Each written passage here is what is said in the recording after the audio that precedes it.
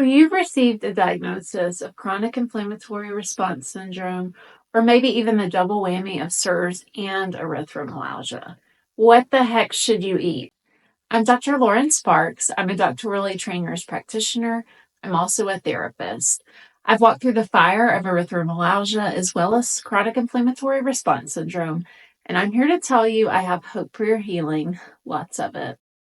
So let's talk about food. You hear food is medicine, and that certainly is true. But there is so much information out there about food that it is really hard to tease out which direction to go. When I was suffering from EM and CIRS, I developed something called the EM protocol, and I shared what I did dietary-wise to lower overall inflammation.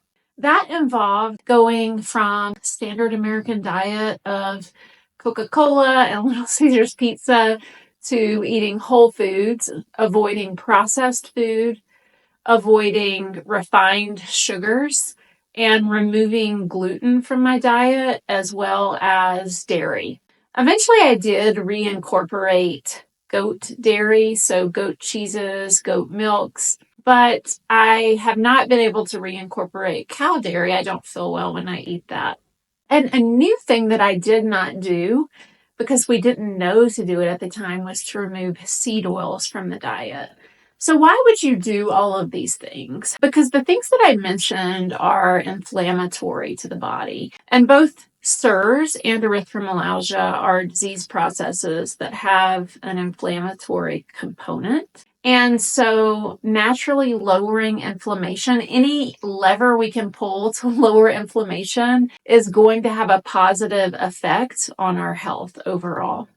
You hear in CIRS that some people go on a diet that's called no amylose or low amylose. And why would we do that?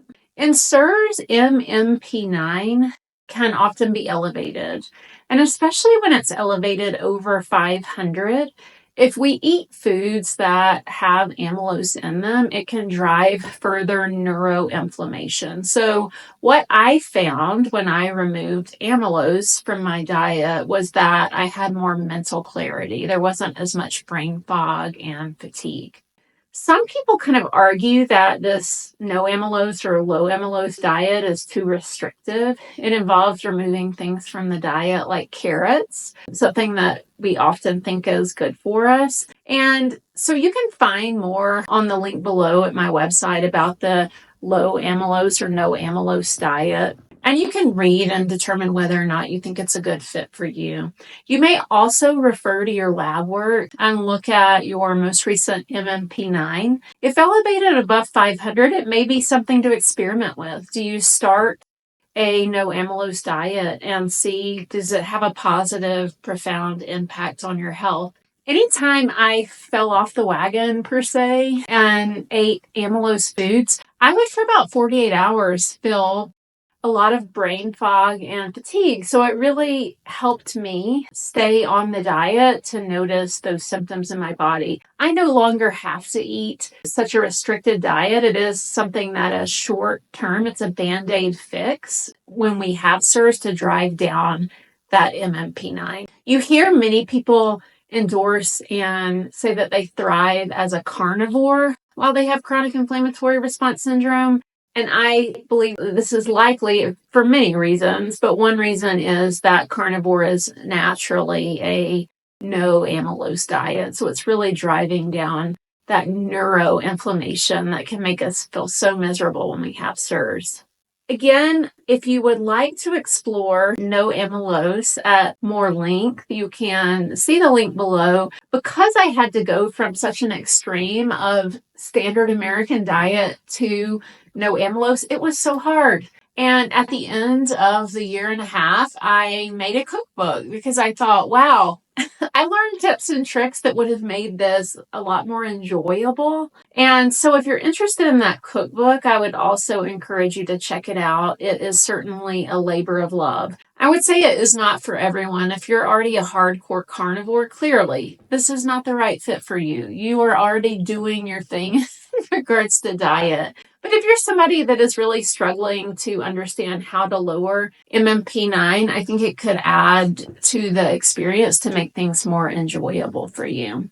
If you want more customized help related to your diet, it can be complicated. We can have heart concerns. We can have blood sugar concerns. There are many different things that play a role in what diet works best for us. Overexpression of histamine can lead to further restriction. And the goal is never that we leave you on a super restrictive diet. The goal is that we reintroduce foods so that you can enjoy as normal a quality of life as you can. I will never go back to eating Little Caesars pizza and drinking tons of Coca-Cola, although I think I will have a Coke on my deathbed. I will say, though, that I do eat mostly a whole foods diet, but I don't have to be so restrictive. Like I said, I've been able to introduce some dairy back into my diet. Gluten is still something I avoid because I don't feel great when I eat it, but that's a choice. I can choose to eat gluten and I can choose to pay the consequences. Overall, though, I think the learning process, the learning curve has been my body feels better when I eat a healthier whole foods diet, and therefore I'm going to honor my body so that I can filled with energy and vital in the world.